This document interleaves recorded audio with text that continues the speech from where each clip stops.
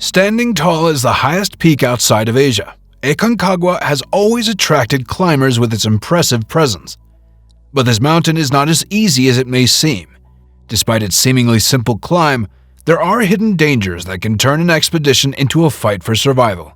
In February of 2023, the world witnessed the shocking truth of these hidden dangers, bringing Aconcagua into the international news spotlight. Today we bring you the chilling story of the recent disasters that struck this unforgiving giant. Our story begins on Saturday, February 4th, 2023, when a brave 62-year-old Norwegian named Moyoystein started his journey to reach the top of Aconcagua. He climbed towards a section called La Cueva, which means the cave in Spanish. La Cueva was a few thousand feet below the summit, at a very high altitude of 19,000 to 20,000 feet above sea level. Climbers usually took a break there to rest, drink water, and gather strength before continuing. Moyoystein also planned to pause at La Cueva to catch his breath and rest. He looked up at the huge rock wall above him and kept going, step by step, hoping for a moment to relax. But little did he know that something terrible was about to happen.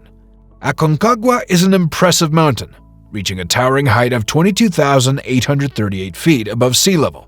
It's the highest peak in the Americas and attracts adventurers from all over the world. Despite being about 80% of Mount Everest's height, Aconcagua is known as a non-technical climb. That means you don't need special equipment like ropes or axes to reach the top. It's more like a steep hike than a vertical climb. Because of this unique characteristic, Aconcagua is often compared to Mount Kilimanjaro in Africa, which is famous for being accessible. Here's an interesting fact. About 98% of people who try to summit Kilimanjaro succeed. However, when it comes to Aconcagua, the story is different, and only 30 to 40% of climbers make it to the top. So what makes Aconcagua different? What do climbers often overlook? Here's the key. When you climb Everest or Kilimanjaro, you must have a guide with you. This means you have tents for shelter, a team to cook meals, clean water, and help carrying heavy loads. Plus, they guide you on how to adjust to the high altitudes. But at Aconcagua, things are different, my friends. Climbers go there during the climbing season without realizing this crucial distinction. The truth is, Aconcagua requires a higher level of self-sufficiency. The mountain challenges you to be prepared like never before. There's no guide to assist you, no luxuries of a well-equipped camp.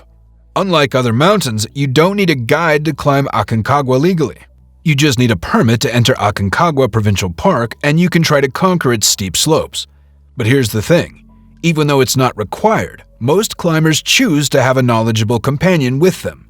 Even with a guide, there are hidden challenges that make this mountain harder than expected. One of the biggest challenges for Aconcagua climbers is the weather. It gets really cold there. Brace yourselves, because temperatures can drop to a bone-chilling -30 degrees Celsius. The cold, combined with lots of snow and ice, make it a tough battle against the elements. Let's not forget about the strong winds that keep howling, making the conditions even tougher. But the most important difference is the high altitude of Aconcagua. It's more like a kilometer higher than Kilimanjaro, and that makes it challenging for even the most experienced climbers. The last part of the climb, which is only 8,000 feet, can take a whopping 12 hours to conquer. It's 3 miles of relentless going up and down, where every step is a struggle because of the thin air. The extreme altitude can weaken even the fittest people, slowing them down to just a quarter of a mile per hour. This is the tough reality faced by those who dare to climb Aconcagua. Moyoystein started his climb, unaware of the dangerous medical condition growing inside him. At La Cueva, signs of trouble appeared. His heart raced, his head hurt, and he had trouble breathing. Oystein didn't know that these symptoms were serious, but he kept going, not letting the challenges stop him. We feel deep sadness as we tell the tragic story of Moyoystein. His relief after reaching the rest area at the base of La Cueva was short-lived. He sat down, struggling to breathe. Despite his efforts, his breathing stayed irregular and his heart pounded intensely. He became restless and confused, panicking. And while all this happened, his head throbbed, each beat reminding him of the gravity of his situation. In the dangerous world of high altitude, there's a merciless enemy called altitude sickness or hypoxia.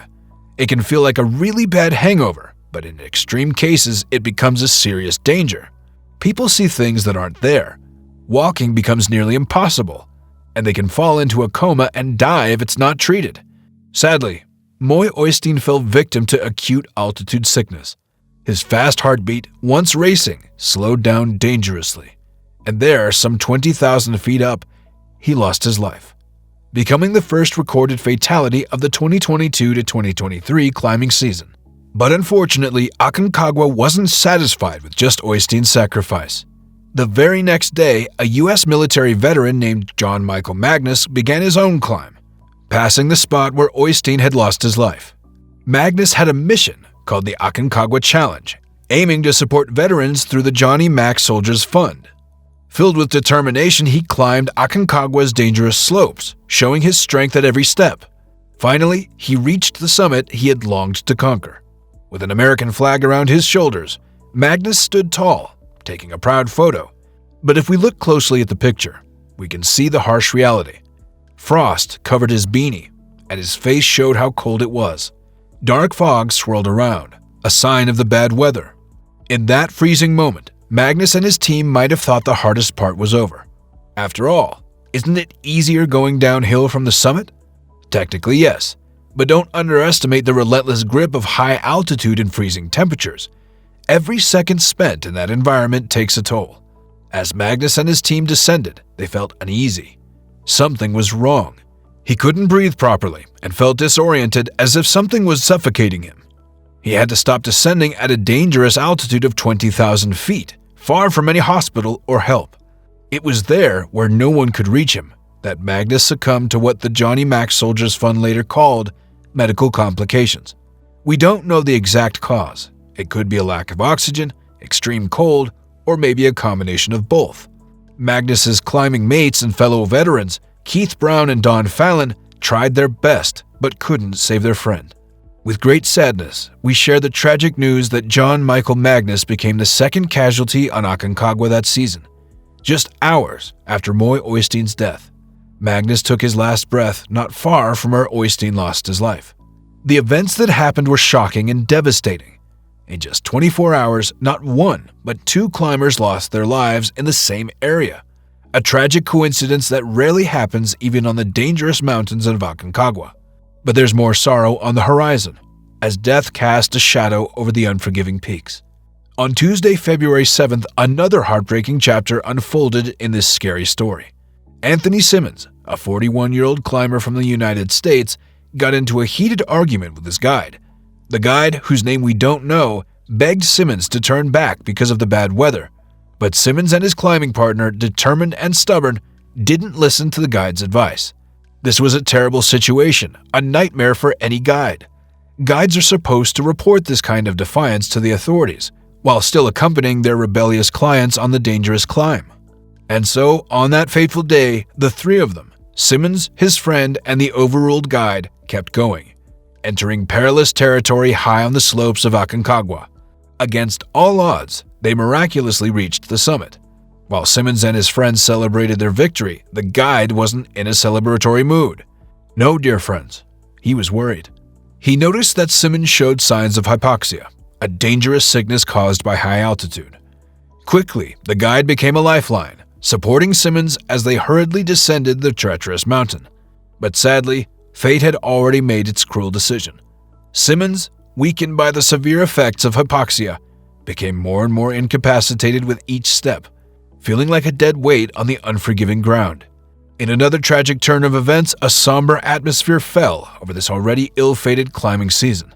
Anthony Simmons, his condition worsening rapidly, found comfort in a sheltered area where his guide could give him extra oxygen. Rescuers, brave despite the terrible weather, climbed the mountain to save lives in the midst of the stormy chaos. Early on Wednesday, February 8th, Simmons was carried down on a stretcher and pronounced dead at a nearby hospital. Aconcagua, relentless in claiming victims, had taken 3 lives within just 4 days. And yet, my friends, the sad truth is in front of us. Thousands of people still dream of conquering mighty Aconcagua in 2023. The presence of death so early on doesn't promise a good fortune. But let's not forget what happened in January 2023. A near-death experience that could have led to another casualty.